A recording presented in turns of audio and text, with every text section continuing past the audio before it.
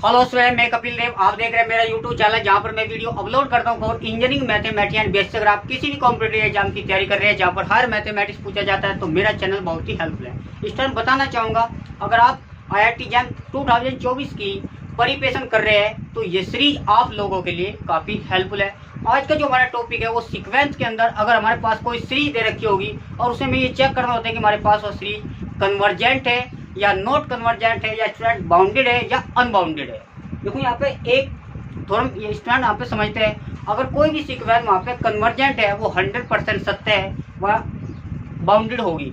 पर but not converge true, मतलब उल्टा इसका ट्रू भी हो सकता है, नहीं हो सकता है। मतलब जितनी भी सीरीज अगर बाउंडेड है वो कन्वर्जेंट हो भी सकता है और नहीं भी हो सकता। वो स्पेशल केस यानी क्वेश्चन के नेचर को देखकर पता करते हैं। तो इस टाइम हमारे पास अगर कोई सीरीज दे रखी है उसको हमें चेक करना है कि बाउंडेड है या नॉट कन्वर्जेंट है या कन्वर्जेंट है या स्टूडेंट यहाँ पे अनबाउंडेड है। तो सबसे पहले इसको लिमिट कंसेप्ट के हेल्प से इसको हम फार्मूले से करते हैं। तो स्टूडेंट समझते हैं, ये क्वेश्चन स्टूडेंट 2011 IIT जैम में आया हुआ क्वेश्चन है। तो यहाँ पे हम सीरीज को लेते हैं। देखो एक्शन यहाँ पे सीक्वेंस है और सीक्वेंस और सीरीज में स्टूडेंट एक खास डिफरेंस है। सीक्वेंस हमेशा ये कोमे लगाकर लिखते हैं और यहाँ पे स्टूडेंट जो हमारे पास सीरीज है उसमें यहाँ पे एडिशन भी हो सकता है और सब्ट्रैक्ट भी हो सकता है। तो एडिशन मतलब यहाँ पे तो हमारे पास सीरीज होगी और ये कॉमन लगाकर लिखते हैं, हमारे पास सीक्वेंस होगी। तो यहाँ पे स्टूडेंट एक्शन तो यहाँ पे सीक्वेंस है, अगर सभी टर्म को ऐड करते हैं तो हमारे पास वो हो जाएगी, वो सीरीज हो जाएगी। तो यहाँ पे इसका जो जनरल टर्म दे रखा है स्टूडेंट 1/n+1। तो सबसे पहले अगर कोई सीक्वेंस दे रखी होगी उसका हमें n टर्म फाइंड करना होता है, मतलब वो कहाँ से कहाँ तक जा रही है। अब स्टूडेंट इसको लेते हैं, सोर्स से यहाँ समझते हैं। अगर हमारे पास कोई सीक्वेंस जो सीरीज दे रखी है xn और यहाँ पे दे रखा n+k1 1/n+k2 एंड n+k3 और अप टू स्टूडेंट ये सीरीज हमारे पास कंटिन्यू रहेगी। n मैंने यहाँ पर स्टूडेंट देखो कितना ऐड है, 1 ऐड है, यहाँ पे 2 है, यहाँ पे 3, इसके बाद जो आएगा वहाँ पे 4 ऐड हो जाएगा। तो यहाँ से अप टू कहाँ तक जा रही है, n टर्म यानी यहाँ पे 1/, इसको हम ऐसे लिखेंगे, इसको हम स्टूडेंट 12, यहाँ पे स्टूडेंट 2n आता तो हम 2n को n+n ऐसा लिख सकते हैं। अब स्टूडेंट यहाँ पे xn हमारे पास n+k1 तो n+k2 और 1/n+k3 अब टू स्टूडेंट हम ऐसे लिख सकते हैं, क्योंकि हमारे पास जो IIT में क्वेश्चन जो आया होता है वहाँ पे स्टूडेंट वहाँ पे 12 लिखा होता है। 12 को हम दो जगह ब्रेक कर सकते हैं, क्योंकि हमें ये चेक करना है हमारी जो सीरीज है कहाँ से। देखो यहाँ पे n है, यहाँ पे n है, सब में सिमिलर है n, यानी n तो यहाँ पे कॉन्स्टेंट है, सेम है। इसमें स्टूडेंट ऐड हो रहा है, यहाँ पे 1 है, यहाँ पे 2 ऐड हो रहा है, यहाँ पे 3, यहाँ पे स्टूडेंट यहाँ पे n ऐड हो रहा है। तो कह सकते हैं हमारी जो सीरीज है वो यहाँ पे स्टूडेंट 1 2 3 कहाँ से जा रही है, मतलब 1 से लेकर के n टाइम तक जा रही है। तो हमारे पास जो r की वैल्यू है स्टूडेंट R21, r जो हमारे पास मतलब 1 से लेकर के n तक हमारे पास जा रही है।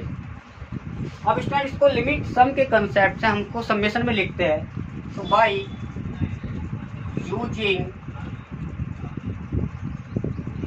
लिमिट सम, ये लिमिट सम का कंसेप्ट है स्टूडेंट। समेशन r जो हमारे पास कहाँ से है 1 से n तक जा रहा है, तो r की जो वैल्यू होगी 1 to n और यहाँ पे हमारे पास ऊपर देखो स्टूडेंट क्या है 1 है, ऊपर तो देखो यहाँ पे n टर्म है, आगे जो टर्म आएगी वो इनफाइनाइट टर्म है, तो वहाँ पे भी 1 ही चलता रहेगा। तो ऊपर यहाँ पे स्टूडेंट 1 आ जाएगा और नीचे देखो n सब में सेम है। जब n सब में सेम है n को तो एज इट रखिए, और जो r है कहाँ से कहाँ तक जा रहा है स्टूडेंट, r जो हो रहा है हमारे 1 से n तक जा रहा है। तो ये इसको हम जनरल में लिख सकते हैं स्टूडेंट यहाँ पे r। अब स्टूडेंट जब भी आपको ये सीरीज दे रखी होगी ना वहाँ पे चेक करना है कि नॉट कन्वर्जेंट है या कन्वर्जेंट है या बाउंडेड है, अनबाउंडेड है। तो यहाँ पर हम समझते हैं, हम इस फॉर्मूले में हम 1/n बनाएंगे और r/n बनाएंगे। हमेशा कोई भी सीरीज हो 1/n को हम क्या लिखेंगे स्टूडेंट dx का यहाँ पे एलिमेंट ऑफ x यानी वो इंटीग्रेशन का सिंबल है, और r/n को हम मानेंगे स्टूडेंट x। ये हमेशा स्टैंडर्ड रीजन है, आपको याद करने होंगे। अब यहाँ पे स्टूडेंट हम बनाते हैं r/n। देखो r/n बनाना कंपल्सरी है, 1/n बनाना मैंडेटरी है, ये भी हमेशा याद रखना। अब स्टूडेंट यहाँ पे ऊपर से हम लिखते हैं समेशन r जो होगा हमारे पास, तो फॉर्मूला स्टूडेंट थोड़ा करेक्शन कर लेना, यहाँ पे लिमिट भी आएगी। तो limit n tending to infinite, मतलब n जो होगा वो इनफाइनाइट की ओर अग्रसर है, यानी अप्रोच ही बोल सकते हैं या इसको टेंड्स टू इनफाइनाइट बोलते हैं। मतलब n की वैल्यू इनफाइनाइट नहीं, वो इनफाइनाइट की ओर ये तो अग्रसर है।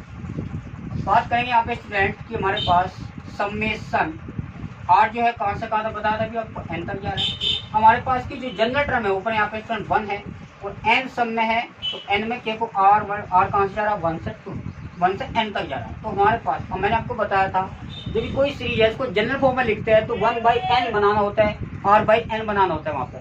तो स्टूडेंट देखो r/n कैसे बनेगा आप समझते हैं कि यहाँ पे limit n tend to infinite. अब ये जो समेशन है स्टूडेंट्स को पूरे को हम इंटीग्रेशन का सिंबल हम मानेंगे, ये हमें से याद रखें। अब यहाँ पे 1 है, नीचे से हमने क्या कॉमन लिया, हमने नीचे से यहाँ से ले सकते हो आप, n हमने बाहर लिया तो 1 यहाँ पे r है ना, तो यहाँ पे स्टूडेंट हमारे पास 1 बचेगा r/n। मतलब कुल मिला के स्टूडेंट बात ये है कि 1/n और r/n बनाना अति आवश्यक है। अब यहाँ पे हमारे पास जो 1/n है इसको थोड़ा अलग लिख लेंगे और 1 प्लस के r/n। अब इसमें यहाँ पर्सन जो उठता है 1/n को तो आप x एज्यूम कर लेंगे और r/n को हम x मानेंगे। अब यहाँ पे लिमिट होनी अति आवश्यक है। ये लोअर लिमिट है, ये अपर लिमिट है, क्योंकि डेफिनेट इंटीग्रल में उसको कन्वर्ट करना चाह रहे हैं। जब इस टाइम लोअर लिमिट निकालते हैं, ध्यान से इस पॉइंट को इस टाइम बहुत ही अच्छे समझना। जब हम लोअर लिमिट की बात करते हैं तो लिमिट, ये फार्मूला होता है इसका, तो यहाँ पे r/n होता है। जब भी लोअर की बात करेंगे इस r ये लोअर होता है, ये अपर होता है, क्योंकि हमें इंटीग्रेशन की जो लिमिट निकालनी है अपर और लोअर दोनों निकालनी है। लोअर लिमिट यहाँ पे students n tend to r/n। देखो जब भी लोअर की बात करेंगे तो r की वैल्यू यहाँ पे स्टूडेंट 1 है, तो मतलब r कहाँ से कहाँ तक जा रहा है, तो इसकी r की जो वैल्यू है लोअर है 1 है, और जो इसकी अपर लिमिट निकालेंगे तो वहाँ पे n लेंगे r के प्लेस पर। तो यहाँ पे 1/n जब हम n के प्लेस पर रखेंगे तो इनफाइनाइट, तो हमारे पास 1/∞ क्या होता है, 0 होता है।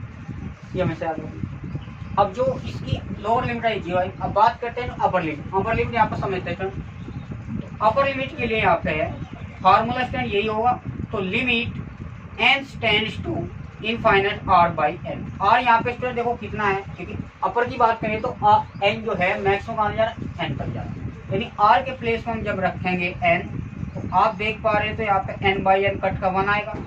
इसमें यहाँ पे n नहीं है, तो इसमें n नहीं है, अगर लिमिट रखोगे तो हमारे पास कौन सा 1 ही आएगा, तो जो अपर लिमिट है यहाँ पे 1 आएगी। नेक्स्ट सीरीज में 1-2 क्वेश्चन और प्रैक्टिस करूंगा, अब अच्छे समझ लेंगे। तो यहाँ पे इसका जो फार्मूला मैंने बताया था 1/n को क्या पुट करना है भाई, लिमिट तो निकल गई, मेन चीज है स्टूडेंट्स की लिमिट ही। तो यहाँ पे 1/x को हम x लिखेंगे और ये 1 प्लस के x। आप देख रहे हैं इसका डायरेक्ट इंटीग्रेशन है, क्योंकि x में कोई कांस्टेंट ऐड हो रहा हो या सब्ट्रैक्ट हो रहा हो, मतलब x की पावर 1 होनी चाहिए। तो 1/x का जो इंटीग्रेशन होता है वो log x होता है, क्योंकि यहाँ 1 भी है तो इसका जो इंटीग्रेट होता है तो 1 प्लस के x। इंटीग्रेट करने के जस्ट बाद हम अपर लिमिट लोअर लिमिट को पुट करते हैं। तो पहले अपर लिमिट रखेंगे x के प्लेस पर, तो 1 प्लस के 1। जब लोअर लिमिट रखेंगे इसमें माइनस कर देंगे, तो x के प्लेस पर 0 रखेंगे, 1 में 0 ऐड करेंगे, यहाँ पे 1 और log 1 यहाँ पे स्टैंड हो जाएगा 0। तो आप देख पा रहे हैं कि हमारे पास ये आया log 2, जो कि ये परफेक्ट वैल्यू है, यानी यहाँ पे इंटीग्रल वैल्यू है, मतलब ये जो मान है वो आपका क्या है, फिक्स है। तो इसको बोलते हैं हम, मतलब फाइनाइट वैल्यू कह सकते हो आप, फाइनाइट वैल्यू है। अगर कोई सीरीज इस फार्मूले में रखने पर फाइनाइट आती है, मतलब लिमिट सम के कंस्टेंट रखने पर वो फाइनाइट आती है, हमारे पास सीरीज होगी वो कन्वर्जेंट है। इसमें यहाँ पे कन्वर्जेंट का ऑप्शन नहीं है, क्योंकि नोट कन्वर्जेंट तो यह है नहीं, कन्वर्जेंट है क्योंकि फाइनाइट वैल्यू आ रही। अगर स्टूडेंट कोई सीरीज कन्वर्जेंट है, वो 100% सत्य है, वह बाउंडेड होगी। तो हमारे पास जो ऑप्शन है यहाँ पे डी ऑप्शन इज करेक्ट होगा, क्योंकि नॉट कन्वर्जेंट मतलब यहाँ पे डाइवर्जेंट भी हो सकती है। अब पॉइंट समझते हैं कि हमारे पास ये कन्वर्जेंट, देखो हमारे पास भी कन्वर्जेंट है, तो गिवन सीरीज कह सकते हो आप, given series is convergent and bounded, क्योंकि हम यहाँ पे कन्वर्जेंट का ऑप्शन ही, क्योंकि यहाँ पे नॉट कन्वर्जेंट है और हमारे पास क्या कन्वर्जेंट है, तो ये ऑप्शन तो हो जाएगा इनकरेक्ट। तो इसका करेक्ट ऑप्शन होगा बाउंडेड, क्योंकि मोनोटोनिक तो हो नहीं सकता, ये मोनोटोनिक नहीं हो सकता, नहीं ये अनबाउंडेड होगा, क्योंकि कन्वर्जेंट है तो 100% श्योर होगा स्टूडेंट हमारे पास बाउंडेड है। मैंने आपको अभी बताया था थोड़ा, अगर कोई सीरीज कन्वर्जेंट है वो 100% सत्य है कि वो हमारे पास बाउंडेड होगी, पर ऐसा जरूरी नहीं है कि प्रत्येक जो सीरीज है वो बाउंडेड है वो कन्वर्जेंट होगी, कुछ इस प्लेस में हो भी सकती है, कुछ नहीं हो सकती। अब स्टूडेंट आपसे बोला जा रहा है, नेक्स्ट बात करेंगे, अगर आपको कोई सीक्वेंस दे रखी है उसमें हमें लिमिट पॉइंट फाइंड करना होता है, तो इस तरीके से हम यहाँ पे इसको करते हैं, देखते हैं।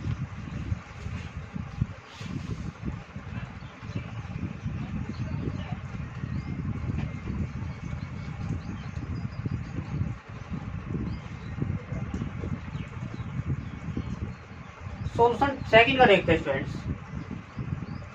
तो हमारे पास कोई सीक्वेंस दे रखी, इसका हमें लिमिट पॉइंट फाइंड करना। तो सीक्वेंस हमारे पास 1/3, 4/11 और यहाँ पे 3/8, 8/21, ये अप टू यहाँ पे जा रही है। अब यहाँ पे कोई अगर सीक्वेंस दे कि उसका लिमिट पॉइंट कैसे फाइंड करते हैं, तो सबसे पहले हम इस जो सीक्वेंस है इसका हम जनरल टर्म यानी एन टर्म निकालते हैं।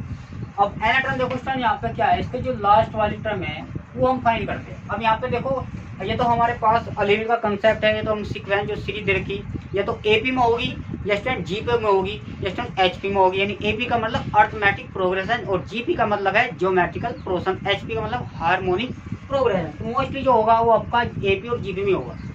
या तो स्टूडेंट देखो यहाँ पर कितने का डिफरेंस है, अगर हम इनको अलग देखें तो ना तो उसमें कोई डिफरेंस आ रहा, अगर डिफरेंस करेंगे तो यहाँ पे स्टूडेंट 3 बचेगा, इसमें से डिफरेंस करेंगे तो -1, इसमें से यहाँ पे मतलब ये एपी तो नहीं है क्योंकि डिफरेंस यहाँ पे सेम नहीं है। जब भी आप डी निकालते हो तो सेकंड टर्म में से हम फर्स्ट घटाते हैं तो प्लस के 3 और 3 माइनस के 4 यहाँ पे -1 और यहाँ पे दोनों मतलब ये डिफरेंस सेम नहीं है। अब डिफरेंस सेम नहीं टर्म हम जीपी में देखते हैं, जीपी क्या बोलते हैं, सेकंड टर्म को फर्स्ट से डिवाइड करते हैं। तो हम इसको ऊपर मल्टीप्लाई करें 12/11, देखते हैं कि 12/11 आता है, थर्ड टर्म को सेकंड से डिवाइड करते हैं तो 8/411। अब देखो इसका अंदर की प्रोडक्ट करेंगे तो वहाँ पे 33 आ जाएगा और नीचे यहाँ पे 32 आ जाएगा। तो यहाँ पे जो कॉमन रेशियो है वो भी यहाँ पे सेम नहीं आ रहे। तो इस टाइम यहाँ पे इसका एक लॉजिकल आपको देखना होता है कि हमारे पास किस तरीके से ये ऊपर भी यहाँ पे मतलब सीरीज बन जाए और नीचे भी सीरीज बन जाए, जब भी तो उसका हम एन टर्म फाइंड करेंगे स्टूडेंट। तो देखते हैं कैसे। तो यहाँ पे लॉजिक ये है, देखो जितने भी IIT JEM में क्वेश्चन आते हैं वो लॉजिकल बेस और कंसेप्ट बेस पर आते हैं। तो आपको ये याद रखना है कि हमारे पास में अगर यहाँ पे 1 का डबल 2 हो जाए, देखो यहाँ पे 1 है तो हम इसको ऊपर नीचे 2 से मल्टीप्लाई करेंगे तो 6 हो जाएगा। अब इसमें यहाँ पे 2 का 4 आ गया, इसको हम कुछ नहीं कहेंगे। अब यहाँ पे क्या है 6, क्योंकि 2 के बाद क्या हमारे पास 4 के बाद 2 अंतर होना चाहिए, यहाँ पे स्टूडेंट 6 यानी इसको भी हम 2 से मल्टीप्लाई करेंगे ऊपर नीचे तो यहाँ पे 6 हो जाएगा, यहाँ पे हो जाएगा 6। अब स्टूडेंट यहाँ पे देखते हैं, देखो 2 और 6 यहाँ पे 8 है, तो हम कह सकते हैं हमारे पास ये जो सीरीज है ऊपर देखो यहाँ पे 2, 4, 6 ये 2 के मल्टीपल है तो हमारे पास जो जनरल टर्म आ जाएगी स्टूडेंट तो हमारे पास 12 आएगी। अब चूंकि यहाँ पे क्या है 5, तो 5 तो क्या है स्टूडेंट 5 प्लस के 1 भी हो सकता है, तो हम इसको जनरल में लिखेंगे 5 प्लस के। अब निकालने का तरीका हमारे पास क्या है, अगर ऊपर की बात करेंगे 2 ये रफ्ता निकालना है 2, 4, 6, 8। अगर ये एपी में है क्योंकि डिफरेंस सेम है तो एपी का जो जनरल फार्मूला है a + n-1 जनरल टर्म यहाँ पे केन बोलते हैं स्टूडेंट। तो a हमारे पास क्या है स्टूडेंट शुरू की जो वैल्यू होती है और d होता है इनका डिफरेंस। सेकंड टर्म में हमेशा फर्स्ट टर्म सब्ट्रैक्ट करना है तो यहाँ पे 2 आ जाएगा। जैसे हम सोल्व करेंगे 2 से 2 कैंसिल तो हमारे पास जो जनरल टर्म यहाँ पे 12 है। अब स्टूडेंट डेरिवेटिव की बात करते हैं, ये भी हमारे पास क्या है एपी में है। अगर ये एपी में है तो a हमारे पास कितना हो जाएगा 6 और d हमेशा सेकंड टर्म में से 5। अब इसका जो फार्मूला है Tn a + n-1 into D, यहाँ पे a d की वैल्यू रखेंगे, यहाँ पे a हमारे पास है 6 + n-1 d हमारे पास है 5। मतलब यहाँ पे जब हम मल्टीप्लाई करें 5 - के 1 6 प्लस ऐड करेंगे यहाँ पे सोल्व करेंगे तो हमारे पास तो इस तरीके से हम यहाँ पे स्टूडेंट निकाल सकते हैं। अब इसमें हमें लिमिट पॉइंट फाइंड, देखो जब भी कोई सीक्वेंस दे रखी है अगर उसमें जनरल टर्म देखी है वहाँ पे एन टर्म है तो उसमें हम लिमिट डायरेक्ट रख देंगे। तो हमारे पास अगर नहीं है तो उसको जनरल टर्म बनाना होगा। तो हमें इसकी लिमिट फाइंड करनी है, लिमिट पॉइंट। अब स्टूडेंट का जो फॉर्मूला है limit n tending to infinite, ये हमारे पास दे रखा है 2n और 5n प्लस। अब स्टूडेंट यहाँ पे बहुत कंफ्यूजन होता है कि हम n की वैल्यू डायरेक्ट रख देते हैं तो कई बार तो n की वैल्यू को डायरेक्ट रखते हैं तो इनफाइनाइट 5 × इनफाइनाइट प्लस। अगर किसी भी न्यूमेरिकल वैल्यू है कोई नंबर है डिजिट है अगर इनफाइनाइट से मल्टीप्लाई करें तो इनफाइनाइट आएगा, मल्टीप्लाई अगर इनफाइनाइट में कुछ ऐड करेंगे तो वो भी हमारे पास मतलब इनफाइनाइट में ऐड करेंगे तो हमारे पास वो किसी कॉन्सेप्ट को वहाँ पे इनफाइनाइट है। अब ये जो फॉर्म बनना वो इन में फॉर्म का है तो हमेशा याद रखना एक तो टर्म ये नहीं आनी चाहिए, एक टर्म हमारे पास ये नहीं चाहिए, एक 1 की पावर, एक 0 की पावर, एक इन्फिनिटी की पावर 0, एक इस टाइप की टर्म नहीं आनी चाहिए। मतलब ये भी इन्फिनिटी है और ये भी इन्फिनिटी है तो इनको बोलते हैं विच इज इनडिटरमिनेट फॉर्म। तो हमारा ये बेसिक कंसेप्ट है। तो अगर ऐसा होता है तो हमें कोशिश रखना या तो ऊपर 0 बन जाए नीचे कोई कॉन्स्टेंट आ जाए, या नीचे 0 बन जाए पर कॉन्स्टेंट हो जाए, क्योंकि किसी भी कॉन्स्टेंट को अगर 0 से डिवाइड करते हैं तो इस तरह हमारे पास इनफाइनाइट है। पर ये कोई मीनिंग नहीं कि इनफाइनाइट को इनफाइनाइट से डिवाइड करेंगे तो नॉट डिफाइंड होगा। नॉट डिफाइंड मतलब यहाँ पे स्टूडेंट ये इनडेफिनिट फॉर्म है। तो जब भी ऐसा लिमिट रखने पे ऐसी कंडीशन बनती है तो वहां पे आपको कुछ नहीं, ऊपर नीचे से n लेके वो n डिवाइड करना, जिसकी वजह से यहाँ पे ये इनफाइनाइट बाय इनफाइनाइट या 0 बाय 0 का फॉर्मेट बन रहा है। तो ये हमेशा याद करने की जरूरत है। अब स्टूडेंट यहाँ पर क्वेश्चन में आपका नीचे से n कॉमन लेते हैं, क्योंकि जब भी लिमिट इनफाइनाइट होगी तो कोस ही रखी 1/n पे ही लिमिट रखेंगे, तो 1/n होना नीचे अति आवश्यक है। अब इसमें n कॉमन लेते हैं तो हमारे पास i आ जाएगा, तो हमारे पास ये n, क्योंकि हमने n कॉमन लिया यहाँ से कैंसिल हो जाएगा, तो limit n tend to infinite ऊपर 2 नीचे यहाँ पे प्लस। अब स्टैंड लिमिट रखते हैं पुट, जब यहाँ पे लिमिट रखेंगे स्टूडेंट हमारे पास n के प्लेस पर इनफाइनाइट, जो कि अभी बता था 1/0 तो इनफाइनाइट हो। अब क्या 1 को यहाँ ले लेंगे तो बात एक ही है। तो 1/0 तो होता है इनफाइनाइट, और 1/इनफाइनाइट पे वो करने का तरीका ये है भाई, 1/इनफिनिटी को हम क्या लिख सकते हैं 1/0, क्यों थर्ड विल गो टू 5 जबकि 0 आएगा, तो 1/इनफिनिटी यहाँ पे 0 लिखेंगे तो 2/5 प्लस 0, और 2 मतलब 5 में हम 0 ऐड करेंगे तो हमारे पास 5 है, तो ये इसका लिमिट हो जाएगा। स्टूडेंट यहाँ पे बी ऑप्शन इज करेक्ट होगा। तो स्टूडेंट आज के लिए इतना ही है, मिलते हैं नेक्स्ट लेक्चर में। थैंक यू सो मच, धन्यवाद।